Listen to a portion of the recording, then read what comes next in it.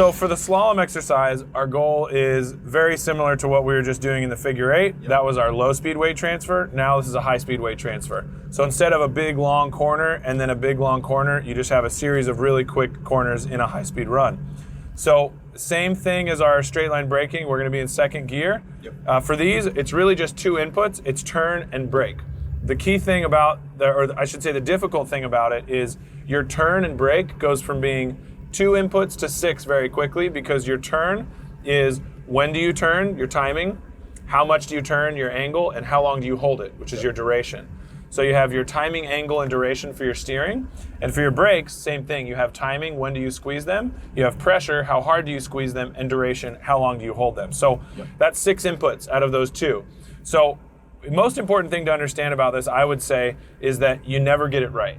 No matter what, you never get the corner perfect. Yep. So you're always compensating for the previous corner. So never come through a corner and go, man, that felt great. Select all, copy, paste. Because that's the common thing that people want to do is they go, wow, that felt great. And they want to use the same amount of pressure and the same steering for all the rest of the corners. So it's always about that constant compensation for the current situation. Exactly, you're always adapting. Again, one of the key differences between rallying and a road course is on a road course, the number one variable you have is the tire degradation. And depending on the tire and how much time you've spent, you'll probably have a pretty good idea of what that tire is going to do and how it's going to handle. On a rally stage, it's going to be very different. Depending on the weather, you're going to have either the loose gravel being swept off and you're getting to the hard packed dirt, which is most common for us here, or if it's wet, you're going to have a greasy surface that's going to start to rut and get even greasier and sloshier and muddier. You may get more dust, you may get less dust. It's just going to totally depend on the conditions.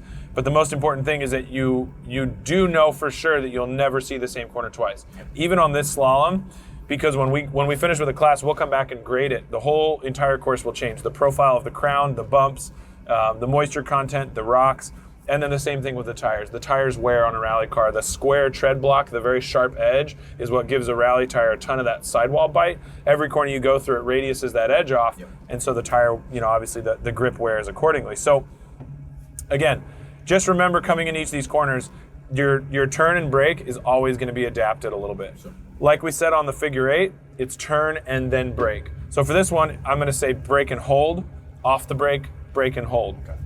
Normally, again, I would start you in a front-wheel drive car here because you'd get a lot more of that weight transfer, but we're going to keep you in the big gun here. So it's going to be a little bit of extra work. You'll really have to pitch it in to get the car to kind of rotate. Sure. But let's see what she's got. I'll talk you through it as we go. All right, good. Eyes up, first gear, shift to second. So staying to the left of this first cone. So eyes 2 cones ahead. You should be looking at the next matching cone. Try and be consistent with that throttle and turn, brake and hold. Off the brake, brake and hold. Off the brake, and brake and hold. Good, so. It was a disaster. First lap usually is. So eyes up, looking through these cones. So staying to the left of that first pointer cone. So looking 2 cones ahead always. So you've got this one, look to the next cone that matches it, good. So brake and hold, off the brake and hold. Off the brake and hold. Off the brake, good. That felt better. Yeah, it'll take a little while. So again, I'm gonna be a little bit more mindful on the brakes this time. So staying to the left of this first cone. And turn, brake and hold. Off the brake, turn, brake and hold. So notice that you're getting a little too much brake, and so it's just pushing. Yeah. So just be a little gentler with that brake. You're just trying to add enough brake to get the back to rotate, essentially. Yeah, okay, and this just understeered with too much brake. Yeah, and this, it does tend to understeer a little bit. Obviously, every car is a little different. Yeah, sure. So again, just make sure that you get a decent amount of turn, and you can kind of get the car to rotate just with steering. So try on this second cone here, turn in and then brake. There you go, that's what we want. Exactly like that, perfect. A little less brake, there, beautiful. And turn, brake and hold, nice work, good. So stay to the right this time. That way you'll have this first cone all set up. Same thing, looking up through the corner like we practice on straight line braking. Nice and tidy, unwind the wheel, accelerate up to that first cone, carry some speed, and turn, brake and hold. Off the brake, good, brake and hold. Off the brake, whoop, eyes up. There you go, tidy it back up. Good. Same thing, stand to the left here. Good, so eyes up through the corner. Steering looks really good, much tidier. Again, rely on the brakes more than the steering. Start to unwind nice and early. Staying to the right side, nice big slide, turn, brake and hold. Off the brake, brake and hold. Off the brake, brake and hold. Off the brake, and brake and hold. Because you notice that when you hit that mud there, that's where you're getting that understeer. Yeah. And that's the thing in rallying is you're gonna have so many different surfaces. Even on this one runway, there's 3 or 4 different sort of textures. Good, same thing. Nice and tidy, eyes up through the corner. Good, and just planning ahead for that mud now that you know it's there.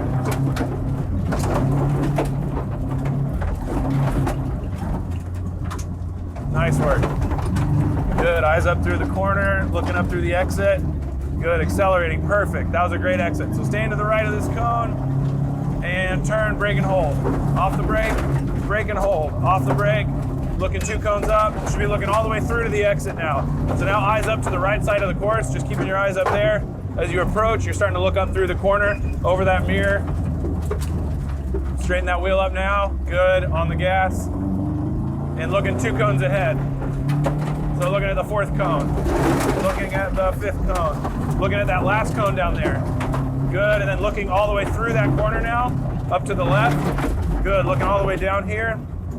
Turn, brake, looking up through the grass, looking for your exit point up here. Eyes up on that 1st cone. Now eyes up on the 2nd cone because we're ignoring that 1st one. Now eyes up on the 4th cone.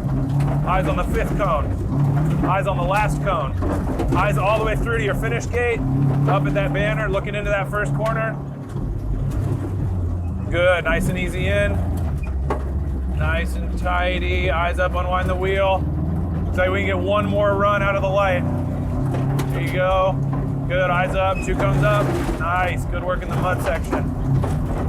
Looking tidy with your hands, just the right amount of shuffle. Good, you can hold that slide all the way into this corner. Nice work. You notice as you start to pick your eyes up, the whole thing becomes more fluid. Definitely.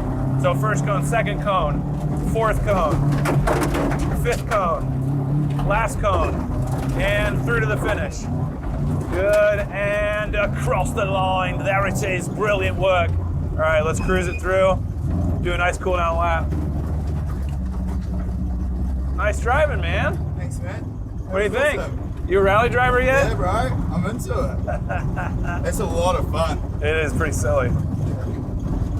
And this car is just a 2.5 naturally aspirated. So this car, you can feel the lack of power. Yeah. Coming out of those Yeah. fast corners, right? Well, and that's the key. You know, I get, obviously, for people who want something that's just an experience, there are schools you can go to that'll put you directly into a turbo all-wheel drive rally car with the active center differential, and it'll do a lot of the work for you. And so you'll come out of a corner like that, and you'll be like, I'm a golden god. Yeah. For me, I just don't believe that putting new drivers in fast cars is how you do driver development. So I'm a firm believer that you put people in cars that the aren't... fundamentals first and then add power. They're not going to hide. I mean, this car is not going to hide your mistake. You know, I always tell people, if you come out of a corner in a Honda Civic and you look fast, I promise it's not the car. So, and same thing for this. I think you could tell your first couple corners coming out of those teardrops at the turnarounds were like sort of lackluster. You could feel it bog down as you got it going.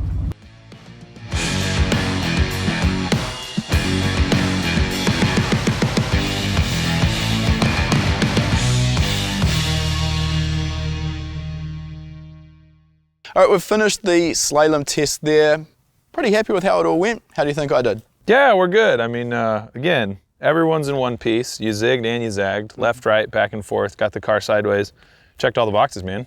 So a few challenges that were really obvious for me from the driver's seat, and again, trying to reprogram my circuit racing brain, is moving the steering wheel through my hand. So we saw that through the figure eight, we saw that through the constant speed circle, but just trying to bring that into the slalom actually took me a little bit to get used to. So when you're only limiting your lock as you would in a circuit car, it really limited how sideways I could get the car, and as soon as you kind of told me to start shuffling the hands, that's when it all sort of clicked and the car was a lot more loose and it was a hell of a lot more fun too. Yeah, and that's the hardest thing for everyone, but especially folks who have other experience in motorsport, is they come in and there's sort of a little bit of an unlearn or a reprogram that you have to do just to get to a baseline. And so absolutely, you know, understanding that you want to be as tidy as possible. Obviously, as much steering as you put in, that's how much you have to take back out and go the other direction. So you never want to use more than you need, but oftentimes you just need more than you can get with those traditional sort of circuit racing hands.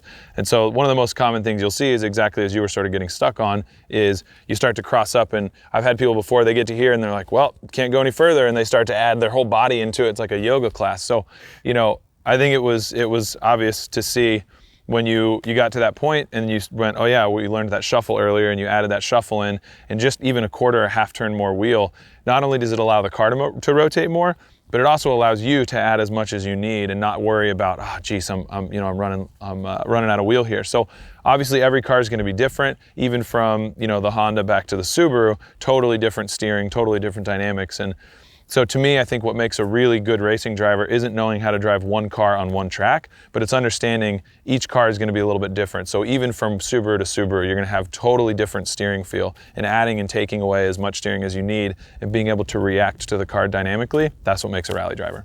There's a couple of other aspects to this little test as well. One is that the track, the slalom track that we've just gone down, is not consistent. You've got a really wet area down one side of the track, sort of just for a couple of those cones. So really obvious from the driver's seat just how much the surface change and the amount of grip available affects how much the car moves around, which is what you've sort of been saying basically the whole way through this series of lessons, is just adapting the car to the surface and the amount of available grip. The other thing that I think is really important to mention here is, regardless if you've got no intention of ever being a competitive rally driver, and that's probably about where I'm at in my life right now, I think these skills really are going to cross over quite nicely to the circuit. So obviously on the racetrack we're not intending to be sideways, but loose conditions, maybe it's wet, it does happen. And I think the skills that I've learned here today, being able to catch a slide, anticipating the slide and being more in control, I think that's going to cross over really well to circuit, and hey, maybe even the road as well if something goes pear-shaped. Yeah, absolutely. I mean, I think for young drivers who are getting behind the wheel for the first time, this kind of stuff, it's sort of like offensive driving, right? We have defensive driving and offensive driving. It's understanding and being able to drive the car. What often happens when people approach the limit or they go beyond the limit unexpectedly, all of a sudden the car is driving them, right? And so, you know, when you're on a course on a racetrack and you're really confident and you're keeping the car right on that knife edge and things go south, a lot of times people just freeze up and then they're along for the ride. And so what rally driving is it's really making sure that when the car tries to drive you sort of retain that control. So whether you're a new driver, whether you're a circuit racer, whether you're a rally driver, or whether this is just something that you want to use to add to your driving on the road skills, it's always applicable, and it's always good to have these things, like we said, sort of in your driver's toolkit. And I think, yeah, for you, I think you might sell yourself short, and you got a lot of really good gravel roads back home in New Zealand, so I would be very bummed if you didn't apply these and become a rally driver. So it's possible that I can see a rally project car somewhere in RaceCraft's not too distant future. We'll see how that all pans out. So while obviously we've come here to Texas to learn these skills at Dave's Rally Ranch, the lessons in this free series are going to give you a lot of information, all for free on the internet. However, at some point you do need to apply this in a practical sense. So if you do want to take your rally knowledge and your skill set to that next level, a facility like Dave's is the perfect place to head. You're going to get that one-on-one training and really get to perfect that skill set, put it to practice in the real world. So Dave, if people do want to travel to Austin, it's a beautiful spot, how can they reach out? Yeah, come see us, rallyready.com. Basically all of the contact information will come to me or one of two other people. Any questions you have about rallying, about any form of motorsport at all, feel free to reach out. We'll be happy to point you towards any resources, whether it's driving, building a car, and even if you're not here or you're far, far away in another part of the world, we're more than happy to share resources and help you find other folks and other facilities that can help you with your training. Perfect. Thanks heaps for the experience, Dave. Cheers, I won't man. forget it. Good work. If you like that video, make sure you give it a thumbs up, and if you're not already a subscriber, make sure you're subscribed. We release a new video every week. And if you like free stuff, we've got a great deal for you. Click the link in the description to claim your free spot to our next live lesson.